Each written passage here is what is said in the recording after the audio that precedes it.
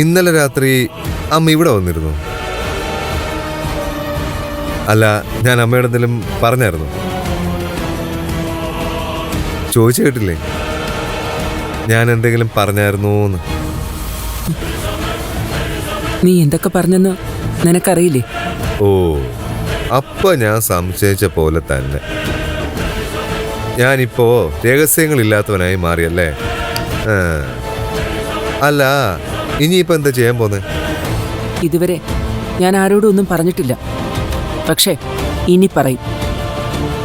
അമ്മ ഇനി എന്ത് ചെയ്യാൻ പോവാ? ഇനി നീ എന്നെ അങ്ങനെ വിളിക്കരുത് അമ്മേന്ന്.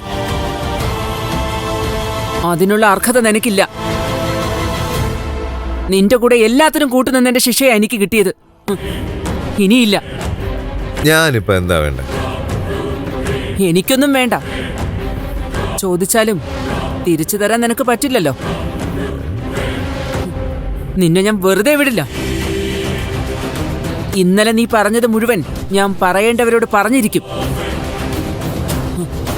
അതിനെല്ലാം നീ എണ്ണി എണ്ണി കണക്ക് പറയേണ്ടി വരും. നോക്കിക്കോ. അമ്മേ, വെറുതെ മണ്ടത്തരൊന്നും കാണിക്കല്ലേ. ഞാൻ നേരത്തെ പറഞ്ഞല്ലോ, ഇത്രയും കാലം നിന്റെ കൂടെ നിന്നത് അതാ ഞാൻ കാണിച്ച ഏറ്റവും വലിയ മണ്ടത്തരം. ഇനി ഞാൻ ആ തെറ്റ് ആവർത്തിക്കില്ല. എല്ലാം ഞാൻ തിരുത്താൻ പോവുക. ഇനി നിന്നെ വച്ചോണ്ടിരിക്കാൻ പാടില്ല. നിങ്ങൾ ആരോട് എന്ത് എന്ന് പറഞ്ഞാലും ആർക്കും ഒന്നും ചെയ്യാൻ പറ്റില്ല. അതിന് തെളിവ് വേണ്ടേ? നിന്നെ നുണപരിശോധന നടത്തിയാ മതിയല്ലോ. തെളിവായില്ലേ? ആഹാ, അപ്പോ അത്രയും വരെ ചിന്തിച്ചു. എന്നാലേ ഒരു സത്യം മനസ്സിലാക്കണം. അമ്മ ഒരു മാനസിക രോഗിയായിരുന്നു ഒരു കാലത്ത്, അറിയാമല്ലോ. എനിക്കറിയാം. നിനക്ക് ചെയ്യാൻ പറ്റണതെല്ലാം നീ ചെയ്തോ. എനിക്ക് ചെയ്യാൻ പറ്റണതെല്ലാം ഞാനും ചെയ്യും. ജനിപ്പിച്ചാൽ മാത്രം പോരാ, നല്ലപോലെ വളർത്തേയും വേണം മക്കളെ. മക്കളെ നിലയ്ക്ക് നിർത്തണം.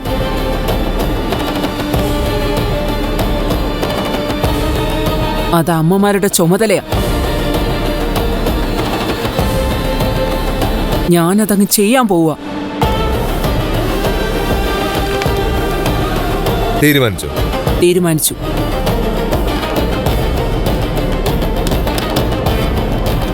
തീരുമാനത്തിന് ഒരു മാറ്റവും ഇല്ല.